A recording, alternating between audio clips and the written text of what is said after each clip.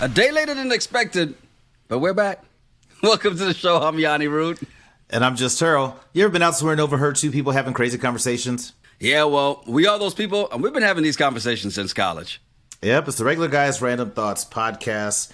Married at First Sight, San Diego, season 15, episode 13. Be sure to like, subscribe, and definitely leave a comment. You know, apologies for this dropping a day later than usual, but, you know, certain things popped up, and as it's BT Hip Hop Awards week in Atlanta, that means events to go to, things to do, and here we are, making sure, as we skip the red carpet today, to make sure that we get you this recap.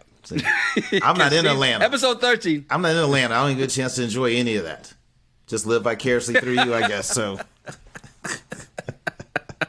Yeah, well, look, I'm trying to live through sleep in a minute. As soon as we get done with this, I'm going to be checking the back of my eyelids for cracks. Bro, man, it's tired. I's tired, boss.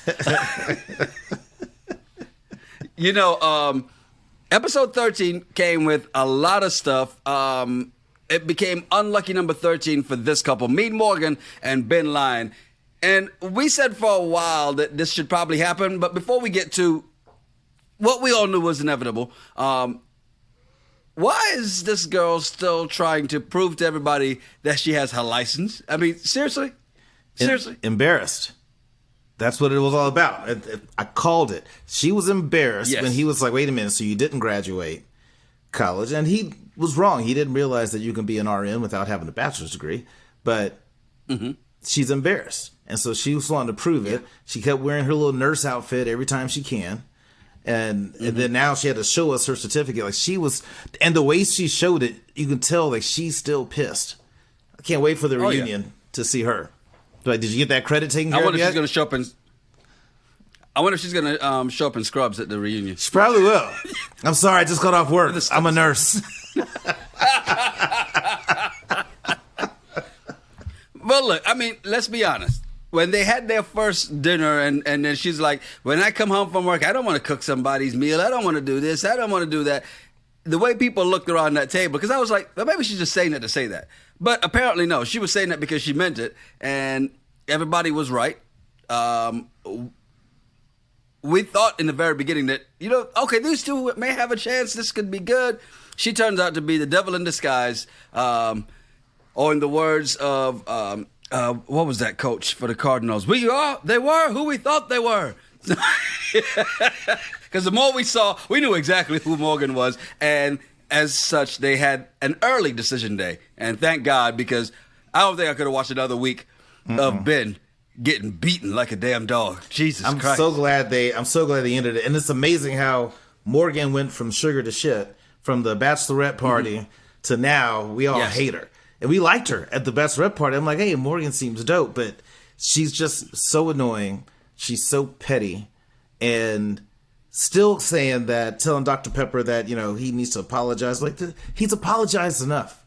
What more can he say? Yes. And I have a lot of respect for Ben, because Ben, to me, looked like the adult out of the two. And he even admitted, I messed up. I need to get some therapy. I'm not in a good spot. He owned up to his stuff. Morgan doesn't own anything. At all. No, nothing is her fault. At all. It's all Ben's. She was lied to. She was treated badly. All this other stuff. It's just crazy.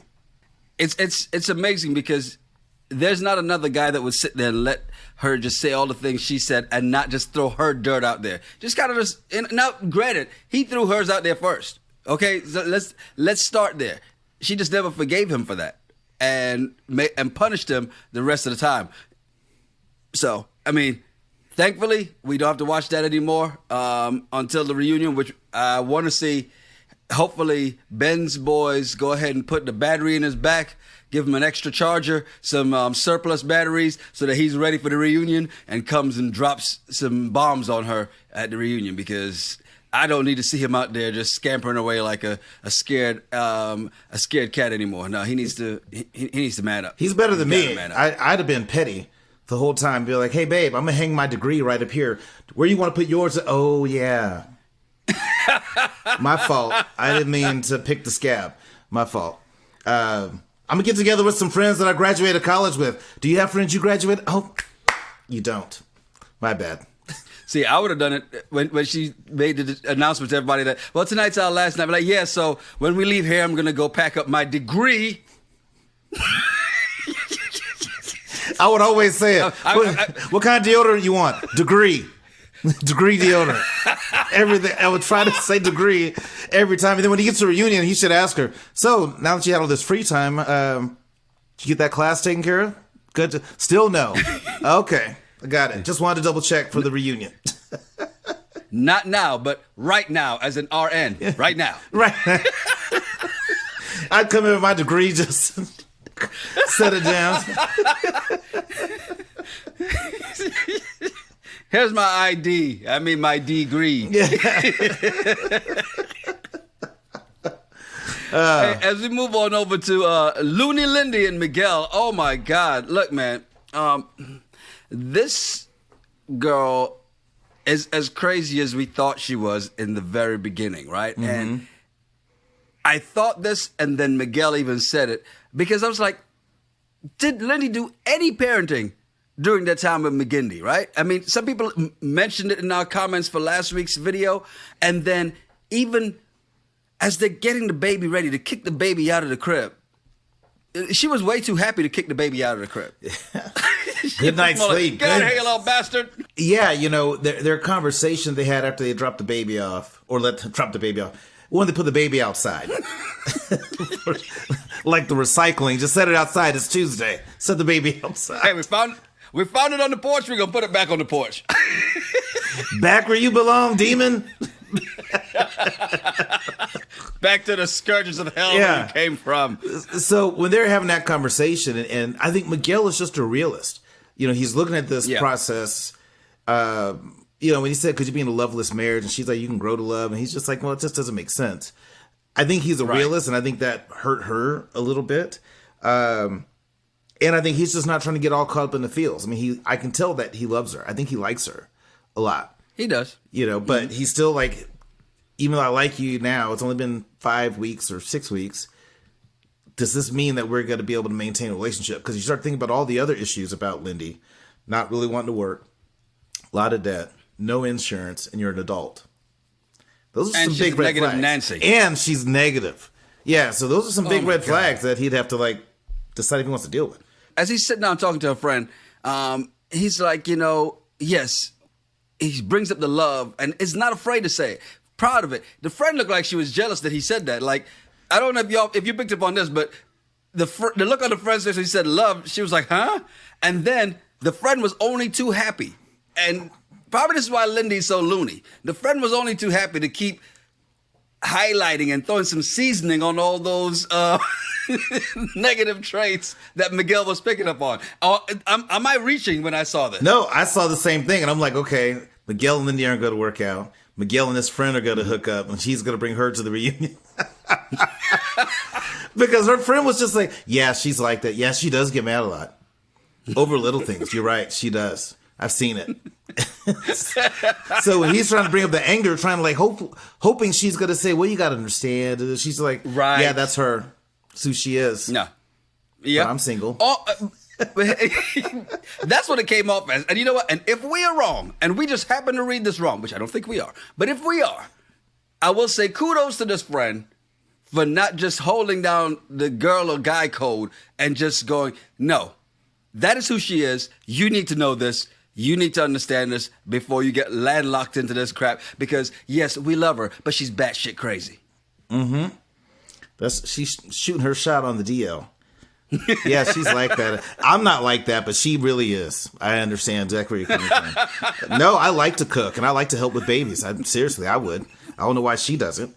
Yeah, her friend didn't help her at all. But what I like about Miguel is he's not scared to say what he thinks, how he feels, or whatever. And so when he called Lindy out for her negative attitude, I thought that was great. And I'm glad that Pastor Troy, you know, asked that question around, it's Cal. You know, what's on a 1 to 10? I know. But on a scale of 1 to 10, you know, what's he seeing? And she's like 4.5, you know, maybe a 5. And Pastor Troy asked, if that's her norm, can you live with that? And I'm like, no, I couldn't live with that. And here's why. Because that 4.5 that he's seen is crazy. Let's call it what it is. I know, in this PC world, saying the crap she's doing is crazy is probably not PC. But let's be honest, it is, okay? If you're telling me that's your 4.5, you can't tell me I need to accept you at your 9. That's not going to happen. Because I'm probably going to jump off the 12th floor if that happens, okay? So let's not do that. And I'm never jumping. So I'm going to leave. Push her off. Like, kill yourself. I'm never gonna condone murder. Don't push anybody off a building.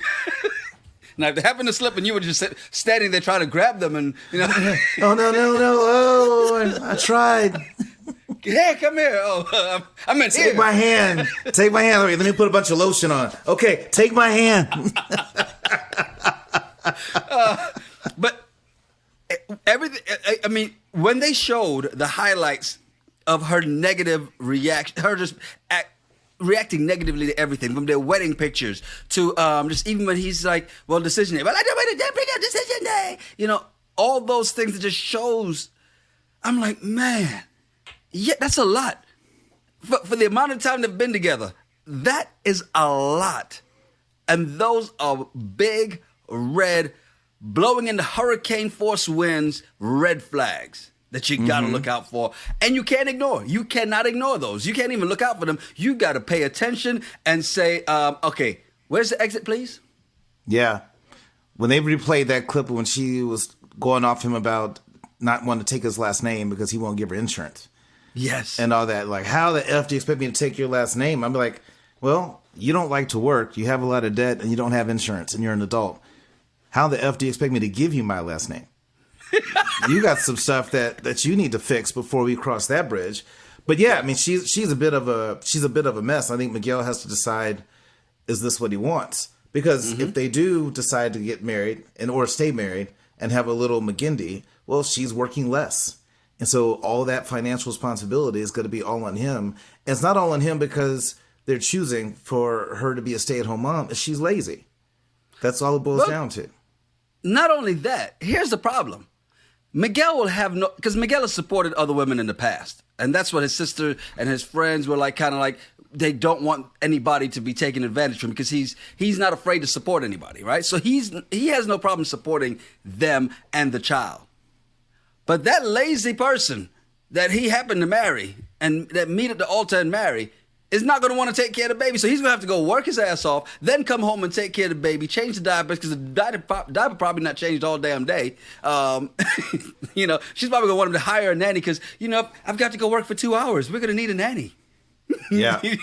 So I've got to go to Mexico on vacation with my friends. So we're going to need a nanny.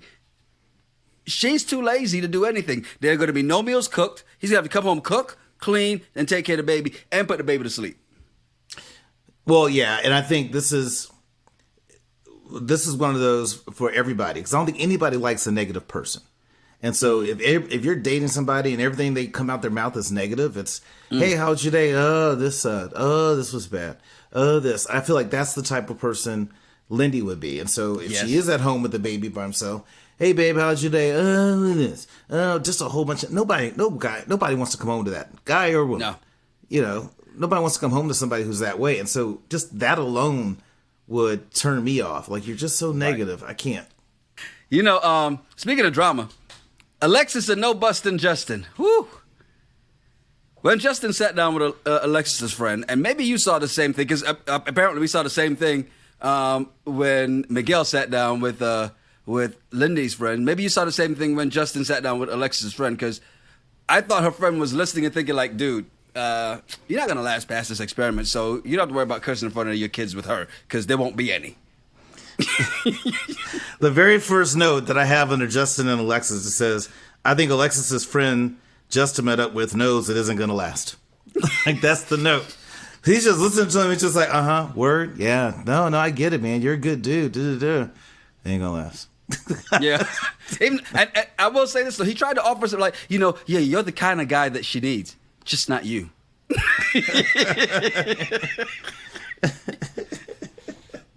Yeah, it's not going to be you. The whole sex conversation. What's that guy's name? That's Dr. Devon Franklin. He was married to Megan Good. Okay, I put in my notes. What's Dak Prescott have to teach them about? I was like, why is Dak on here talking? You know what? You're absolutely right. That could be Dak Prescott's older brother. When he was talking to her, and I think he was giving some good advice, but I don't think Alexis cares about the commonalities that they have. You know, when she's just not interested. You know, it's not about the club. She's going because she's not interested in him. I'm about to say, so here's my question to you, because when he was like, well, what's freedom? What about hiking? What about extreme sports? And Justin's like, yes, I like it. Yes, I like it. The look on Alexis's face was just like, yeah, right. I don't know. He seems a little too emotional to like extreme sports. He's just... Extreme sports is probably sex for him, okay? That's as far extreme. And you see, that's not working out so well for him right now. You know, when she says she wants Justin to be dominant, I just don't think that's him. I just don't think that he can do that. He can't. And you can see that. Here's the thing: if she has, I don't think he's even asked her yet. Like, well, what do you want? Right?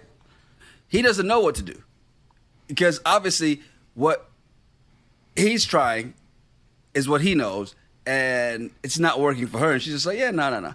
But she knew this. She knew how emotional he was. She knew all these things about him. And so I think that part was like, maybe I don't have to give it up in these 8 weeks, because 8 weeks in one day, I'll be somewhere else getting some. And she's just like, I'll use that as the excuse. Well, I think according to the sneak peek of next week's episode, I think they might have crossed that bridge. So we'll see. We'll see if it helps. But it's funny, every time they're in the group settings and when Justin talks, you just look at Alexis's face. Yes. And like she just checks out. Every time he opens his mouth, she's just like, salmon. That's because he talks. Remember, the L is silent. She's trying to salmon.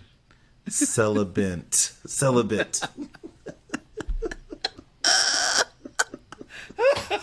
She's just trying working on her words.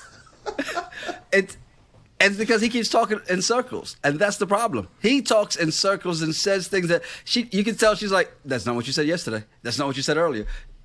Her face gives it away. If I'm sitting in the room with them, I'm always looking at her whenever he speaks. Yeah, because her eyes tell us she doesn't have the poker face. And we've all been there. We've all been out somewhere on a date in a dating situation with someone we didn't want to be with. Or we realize in the moment, like, oh, this is terrible. Now, how do I get out of this? Or it's usually after the moment you're like, oh, why did I do this? Sorry. Slightly different. Once you come to, all the blood comes back in your head, you're like, oh. What are you doing here?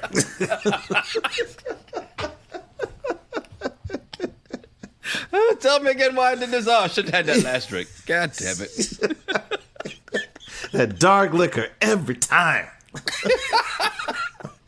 That's the story of the Plan Z. As we move on to the to the beige couple, Stasha and Nate. Was Nate really scared to say I love you, or is it that really he's scared, or that he just really doesn't love her? I mean, that's the first thought that came to mind when I watched them sit down and have that conversation with Pastor Troy, as you call him. And he was like, yeah, well, I told her I admire her. I mean, I think that's close enough to love. I was laughing. Well, first note that I had on there is like, why has Pastor Troy got to sex shame them? I thought that was hilarious. He's like, yes. I saw that. I saw that. Oh, did you notice how they flipped it on him, though? Yeah, that's what they said. Oh, so you ain't a freak, Pastor? He was like, and we're just going to move on. Let's edit that out. Please put that on the cutting room floor. But when Nate was talking, the whole time I'm just listening. I have New Edition in my head. I don't love her. I try to tell myself if it isn't love, why do I feel? I'm just like, dude, it's okay. Those feelings, all those weird things that you have, maybe you love her, and it's okay to say it. He's just scared for whatever reason. So you do think he's scared? Yeah, I think, well, because his friends have said that he's never said it to anybody. You're right. So maybe there's something in him. He's scared. He feels all the feelings that are the equivalent of love. He's just scared to say the L word for some reason. But I think he does love her. He just doesn't want to say it. And maybe it's the timetable, because if you've never really said it, you probably think there's a timetable that goes along with it, right? And I think that's the thing. It's like there really isn't a timetable. Now, you've had some women who are quick to say I love you a lot faster than men, and will probably say it after the first, second, or third date. But guys shouldn't be afraid to say it if you feel it. If it's what it is, and so be it. Now, you may think, is it really love or lust? And that could be where he is. Maybe he's in that space of, well, maybe it's a lust, or maybe I just really like her. I don't know if it's love yet. I don't know if it's love yet. Don't hang around in purgatory too long, because you'll find out it was love when she's gone. Right. Yeah, you might find yourself by yourself, right? Who knows? I think if he feels it, he should go ahead and tell her. And my vibe right now is that even if he's not willing to say it, I think they still might say yes on decision day. Yeah. And be fine. He just hasn't said the L word, because the reality is it's only been 5-6 weeks that he's known this person. Yeah. I get it. And he shouldn't feel pressure to say it either. And he shouldn't feel pressure to say it. But the weird thing to me is 5 or 6 weeks in a normal dating scenario, from the time you met a person to the end of week 5, y'all might have had 4 dates, right? They've been staying with each other day in and day out for 5 weeks. Yes. And so I'm just accelerated. It's an accelerated version. So like, you can't say, well, it's only been 5 weeks. It's like, yeah, but you've been with this person every day for 5 weeks. That's different, So maybe he's just scared to say it. If he's never said anyone before, his boys who have known him since, middle school, high school, they've never heard him say it to anybody. Stasia's going to have to decide if that's okay for her to move forward or not. Before the season's over, you're going to remember her name is Stasha. But if you have a question... That's what I just said, Stacia. No, Stasha. Jackass. The thing about it, too, is that if you have a question, like you said... In this 5 weeks, it's an accelerated program, right? So they've spent a lot more time than you would in a normal relationship. And if you have a question, how much time they spend with each other, and say, well, it's still 5 weeks. Alexis goes out every weekend to get away from Justin. If you have a question how long it is, she's like, I need some space away from this crybaby ass mother. Just in case you're questioning, okay? Yeah, maybe 5 weeks is great. Plenty of time to get to know someone. For others, it's a prison sentence. Help me. Which is almost kind of like what Nate felt like when he found out Stasha had cheated in the past, right? Now, she said it was 10 years ago. Now, here's the question.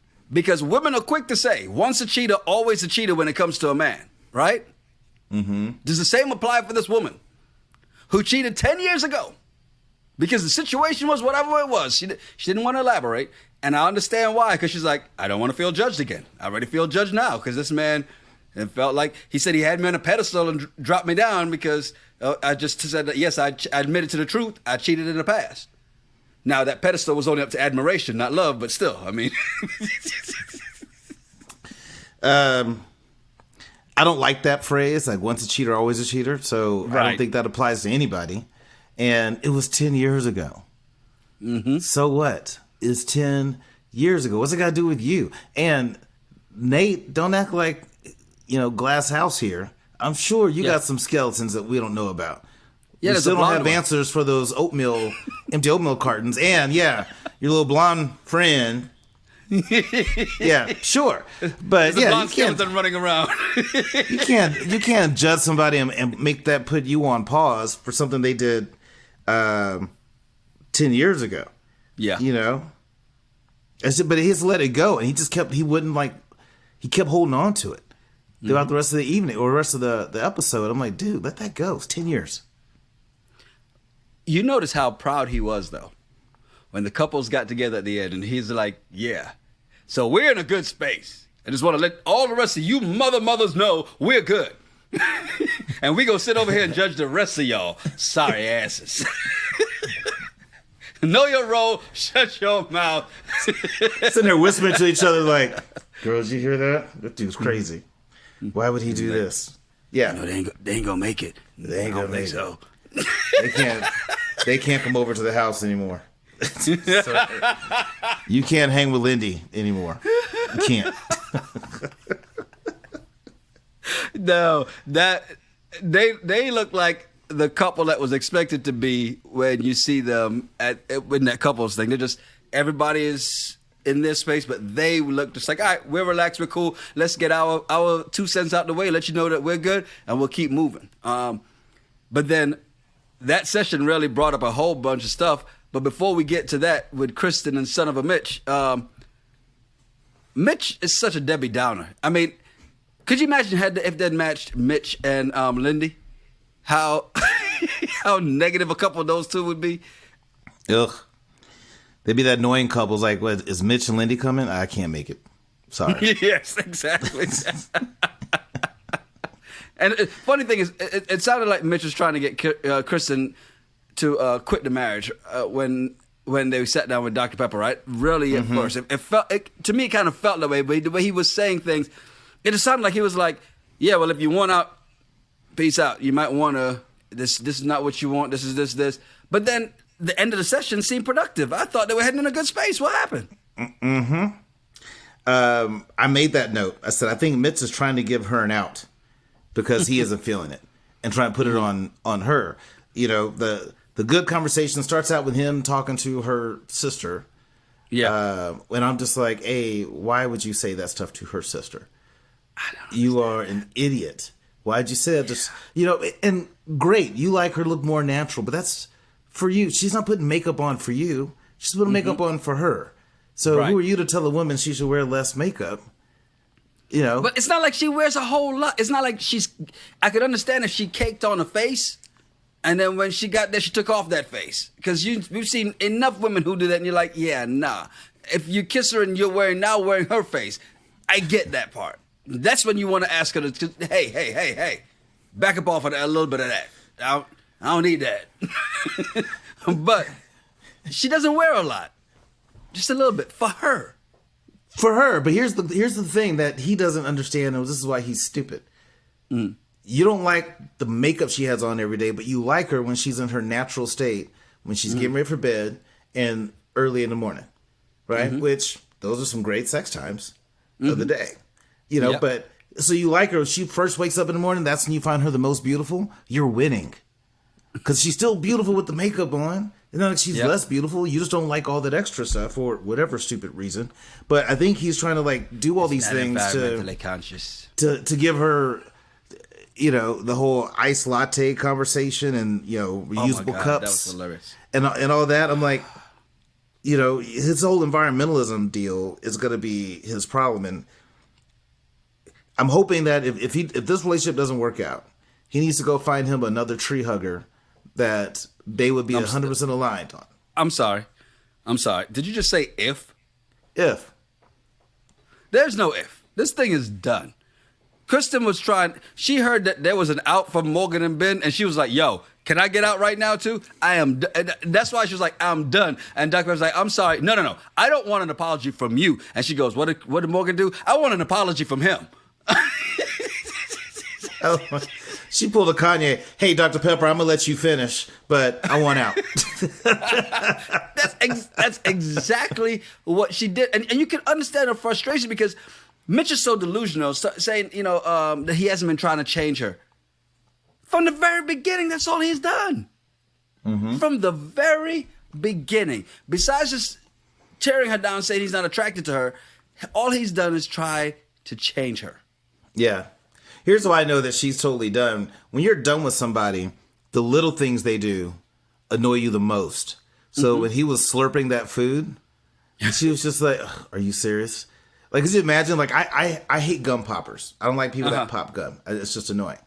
But if I don't like you, I really hate when you pop gum. It's just even more annoying than anyone else.